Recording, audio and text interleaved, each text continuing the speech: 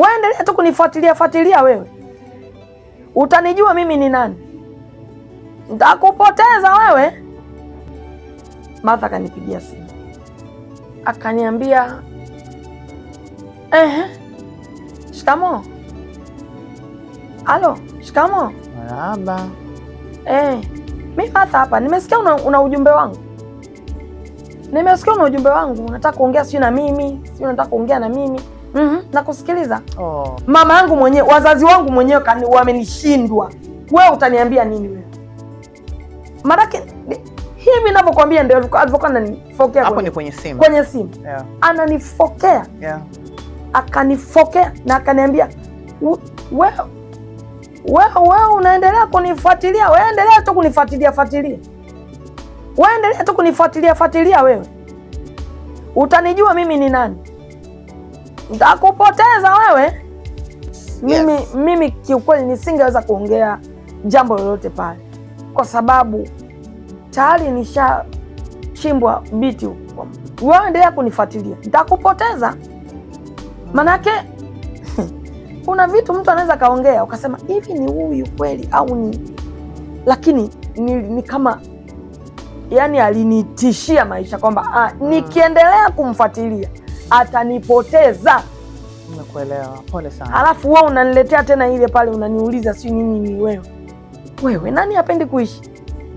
Na kilichofanya mimi niruke na kukaa mbali ni hiyo kutishiwa maisha. Of course. Kwamba yani wewe endelea tu kunifuatilia. Lakini na uhakika kabisa hakumaanisha, kwa sababu hana huo yani I'm not sure Mwasha. In this world. Guys, in this world I know. No. Stay far from anybody ambaye anakuthreat. Kabisa, stay far. If somebody hataki umfuatilie, just stay far. So alivyonionya hiyo moja ilitosha, nilimuelewa. Kamba na mambo yangu. Sana na maisha yangu. Leo muongee. Kuna wakati niwahi kusema kwamba waimbaji ni kunguru wasiofugika, na nilitoa sababu ni kwa nini, huenda nitazirudia hapo mwisho. Lakini nataka tu ufahamu kwa ufupi tu kwamba ikiwa mtu ana ujasiri wa kumwambia mwenzake nitakupoteza, wazazi wangu wamenishindwa.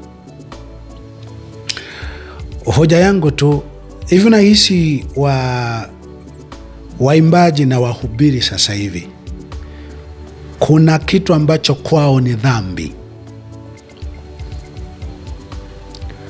Hakuna ambacho ni dhambi kiuhalisia kwa matendo, kwa sababu kwanza mnavyoivana na wauaji, mnavyocheka, mnavyoonekana mnagawana ulaji na wauaji na watekaji.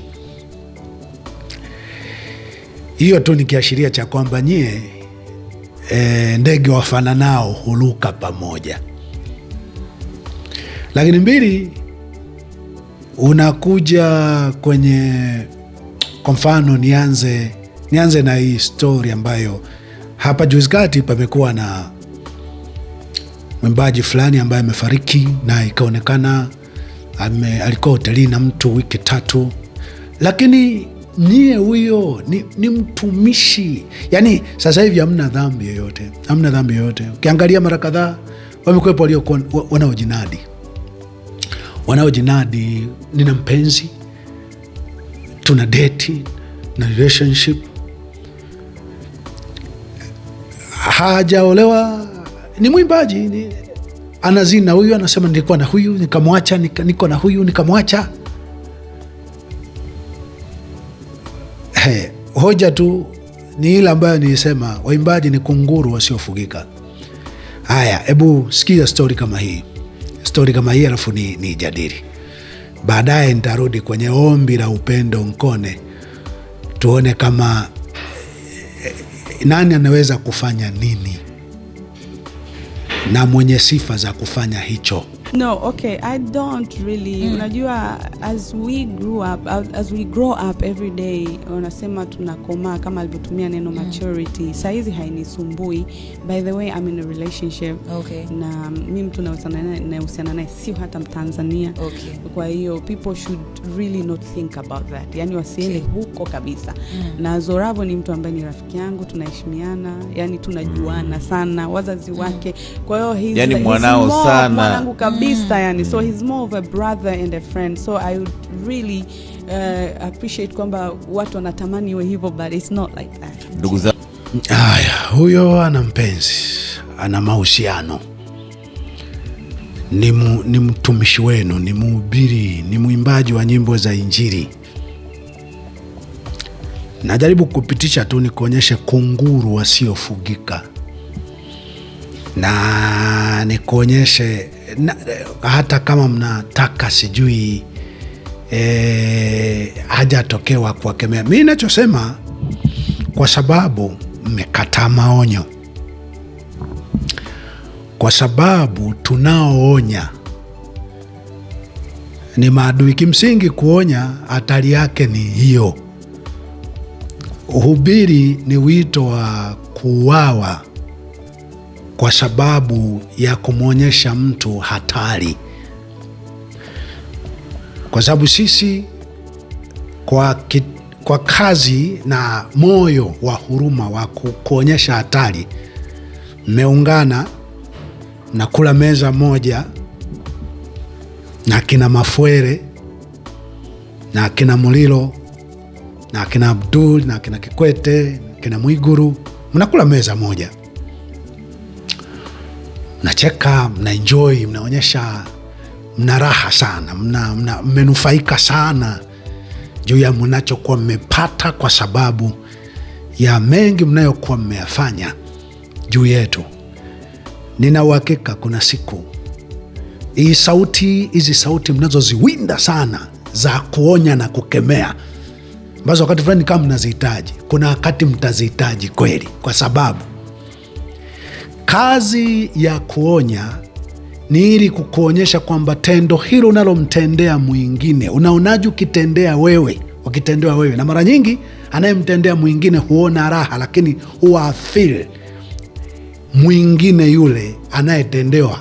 Kwa mara nyingi mwingine anayetendewa anahitaji sauti ya ziada, sauti ya mtu mwenye huruma, mwenye utu, aseme kwa niaba yake.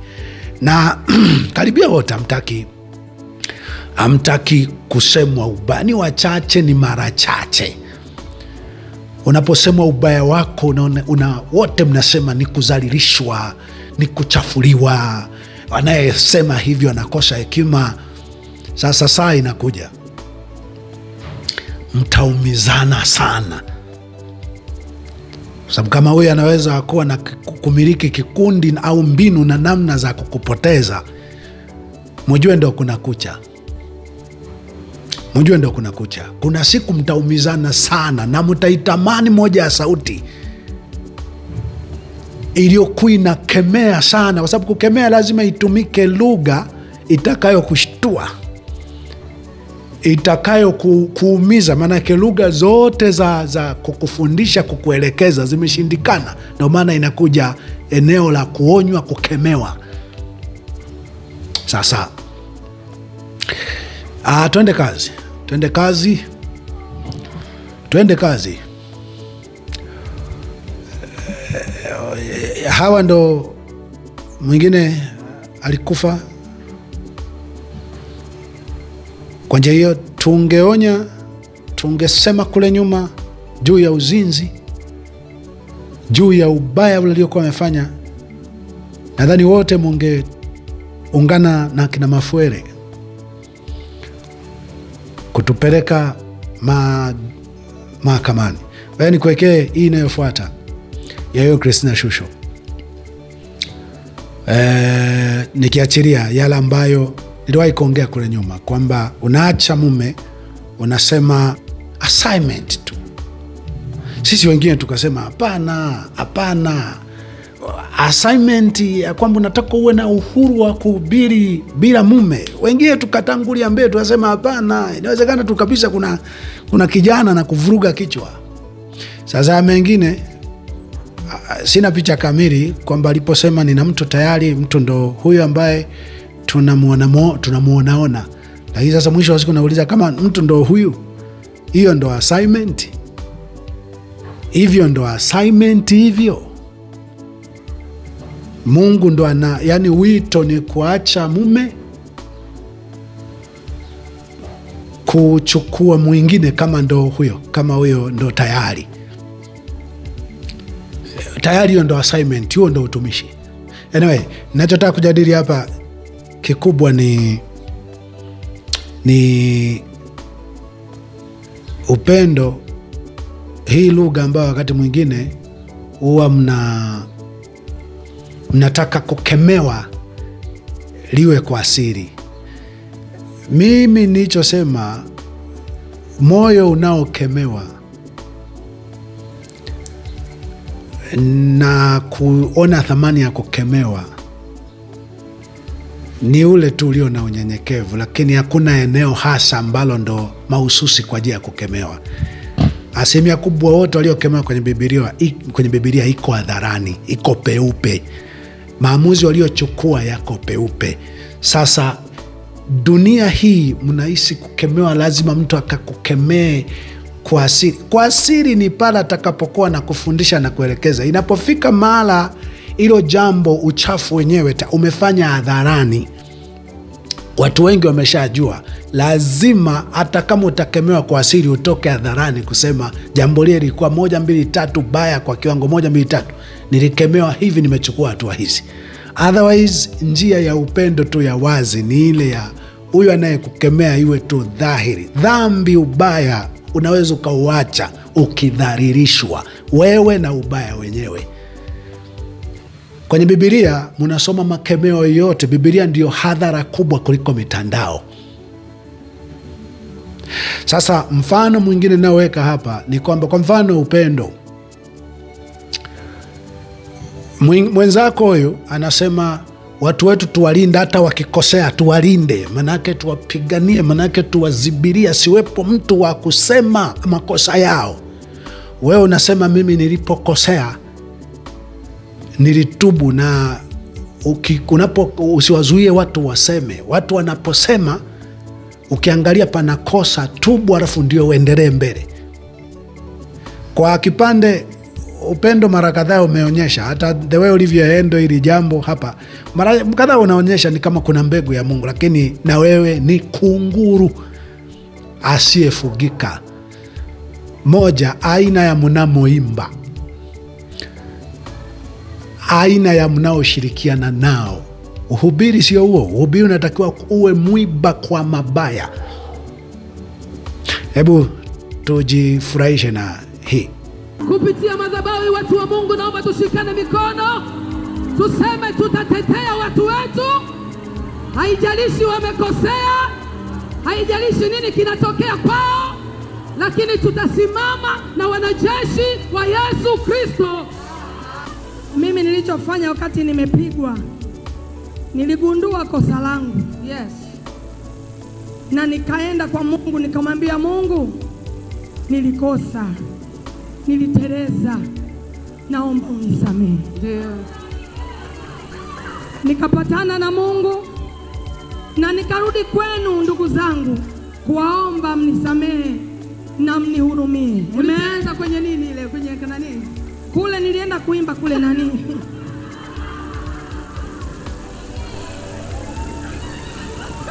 Kwa nini nimesema hivyo? Watu usiwazuie kusema. Lakini watu wanaposema, hebu jaribu kujitafakari. Kama uko sawa, endelea na Mungu wako. Lakini kama kuna mahali unakakosa fulani, basi karekebishe, halafu uendelee na Yesu wako. Okay, tumeona wewe upendo na uliamaliza kwa urahisi. Ukatubu, umepigwa hadharani, umefanya kosa lako hadharani ambalo uliliona ni kosa, ukapigwa hadharani, ukatubu hadharani. Ndio maana upepo wako uliisha mapema. Lakini hawa ambao wanaona kuna natakiwa mimi nionywe kwa siri, nikemee kwa siri, nifundishwe kwa siri hata kama nimekosea, ndio mambo yao yanakuwepoge miaka na miaka mpaka ila aibu itakapotokea. Na kwa bahati mbaya sana mmejimobilize na mafundisho na mahubiri ya wahubiri wenu, mmejimobilize. Karibu kila mtu hataki kusemwa ubaya wake hadharani. Na hata mnapoanza kupata madhara, kwa mfano sasa tayari mmepata madhara, aibu, matokeo, hamtaki yale matokeo yasemwe kwamba sasa haya unayoyapitia ndo kile ulichokuwa umepanda, ndo yale tuliokuwa tunakuonya vimasikio vilisimama, tafikiri kisungura, tafikiri kimbuzi kinachosikia kiwa kwenye sufuria. Na hapo wakali, hapana, yale yaliisha, yale yalipita, yalitokea vile, yamekuja kuzaa hiki, ili wengine tuwaonyeshe kwamba mkifanya vile alivyofanya yule, matokeo yatakuwa ni haya. Hapana, unazalisha. Tayari mmeshajichanganya kwa kina Mafwele. Kina Mafwele wanajichanganya na mahakama, polisi, wamo wa kuteka, wa kuua na nini. Wote sisi tumepata madhara hayo kwa sababu ya ulalamishi na namna ambazo nyinyi mmeshirikiana na mamlaka ya damu kuhakikisha kuna anayeweza akawa anasema madhara ya ubaya na uchungu wanaopitia wanaofanyiwa mabaya, kama wanaume hao ambao wanaachwa kwa sababu tu nyie ni kunguru msiofugika. Kimsingi kwa namna zile mnazozurura, leo mko kule, leo mko kule, leo mnaona vingi, lazima mwanze kuona hata waume zenu hawatoshi. Lazima mwanze kuona hata waume zenu yani kuna ambacho kiujumla huduma sio hivyo. Na hebu niende kwenye ombi lako. Kwanza kuna sehemu wewe mwenyewe unasema mimi mwenyewe nilionya watu kuhusu kuachana, kwa mambo ya kuachana na waume zao, wakanishambulia, mimi nikatubu, nikasema jamani mnisamehe, nadhani sikueleweka. Alafu hapo naanza kuomba wahubiri awepo mhubiri atakaye waonya, atakaye wafuga kunguru. Mhubiri gani ambaye yuko tayari kupewa taarifa kama hiyo ya kwamba nitakupoteza? Kwa sababu kumwambia mtu ubaya wake, Herode amemuua Yohana kwa sababu ya kumwambia si vema kuchukua mke wa mdogo wako. Wewe unataka tu mwambie huyo naita mtoto wako wa kiroho, umwambie kwamba kuna taarifa hizi zimesikia, haja kupata nafasi tayari ameshakwambia na kupoteza. Unaishi mhubiri gani ambaye katika ubio nao wajua yuko tayari kufa kwa ajili ya haki, kwa ajili ya kondoo? Hao si wote wamo tu wanaongea lugha moja na wauaji na watekaji. Kifupi,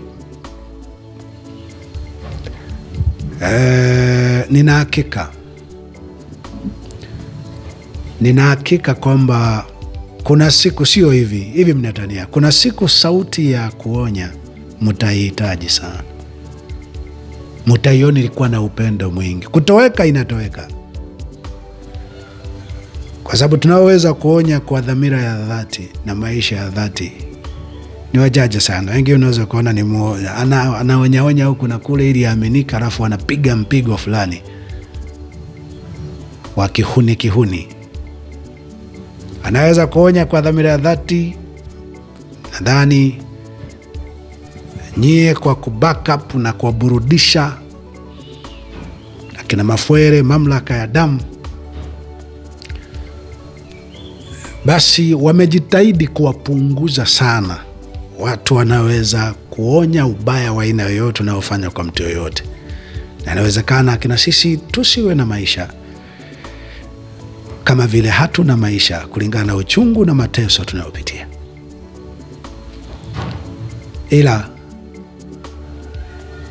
atainuka Mafuera asiyemjua Yusufu. Atainuka, yupo, lakini mnajitahidi sana, mnapitia mengi sana magumu, ambayo ndo Mafuere. Mafuere ni nini? Si ni kuteka, kutesa, kuumiza watu.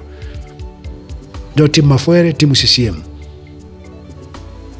Ni mbinu mbalimbali za kuumiza, kuua watu.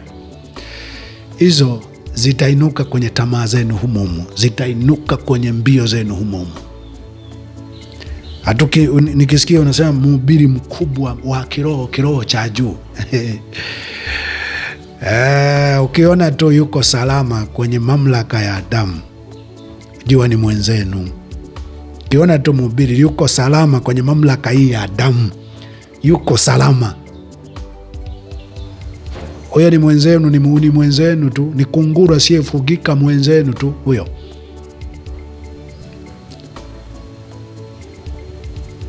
Otherwise ubaya hauna wa kiroho, hauna wa kanisani, haina. Ubaya ni kitendo chochote kinachosababisha wenzako kuumia, kupata hasara, wakati ambapo ulikuwa na njia nyingine, namna nyingine ya kufanya vizuri ambayo ingeleta faida.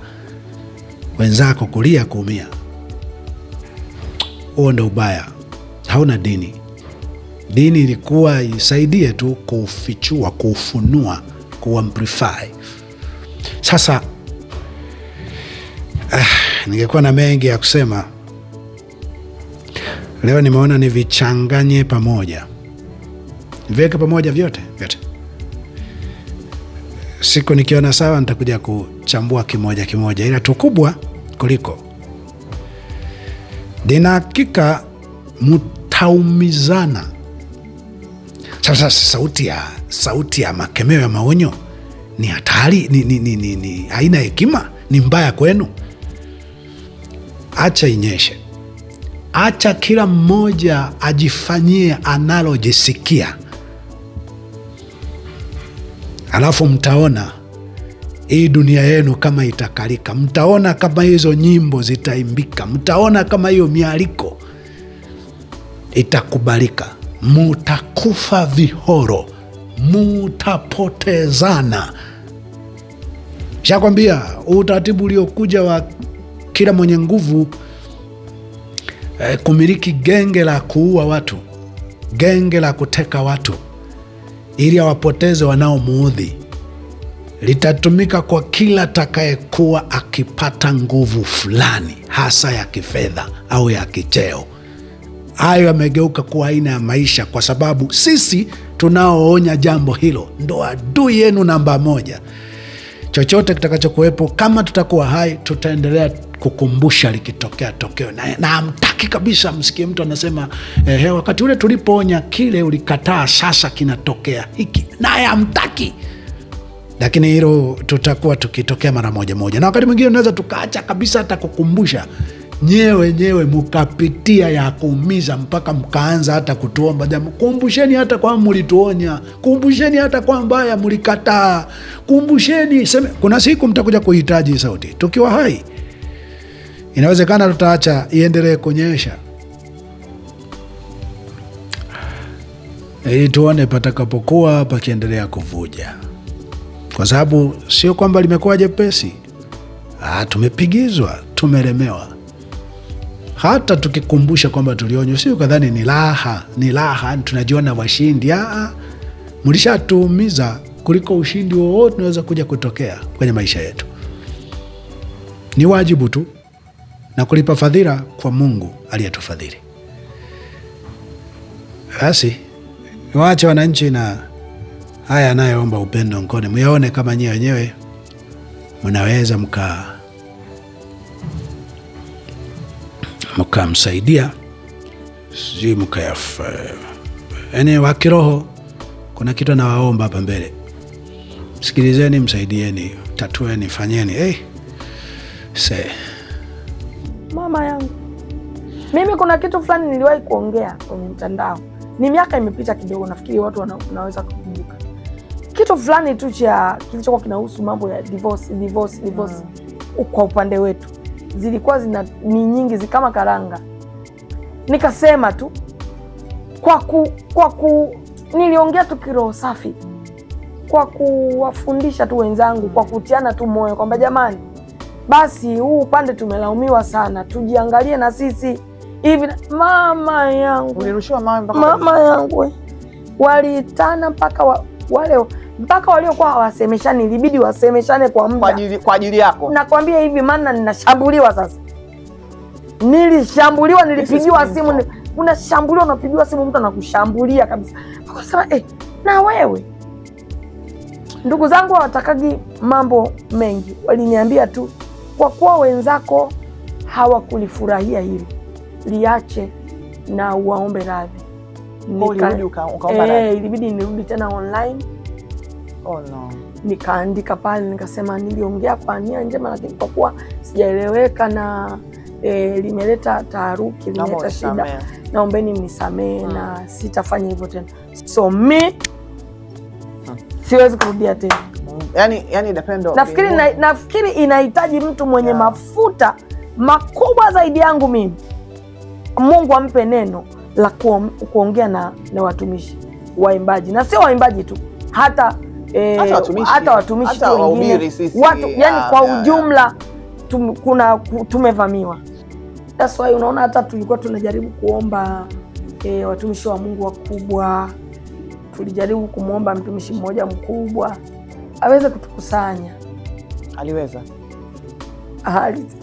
Alisema Mungu hajampa neno juu ya waimbaji. Kwa hiyo kama tumetelekezwa fulani hivi.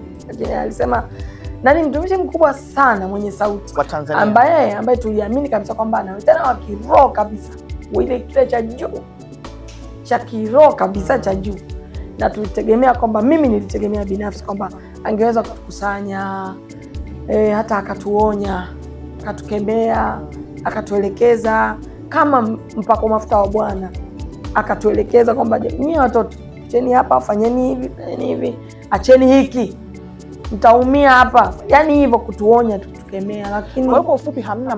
Tunahitaji mzazi wa kiroho, tunahitaji wazazi wa kiroho, na wapo wa juu ambao wanaweza wakitukusanya, yani watuhurumie, tunapotea, watuhurumie, tunapotea, wasio wa binafsi, wasitutupe, tunapotea, hatujui vyote, wasitutupe. Bado tunahitaji maelekezo, tunahitaji kuambiwa, tunahitaji kuonywa, tunahitaji kukemewa, tunahitaji kukaripiwa.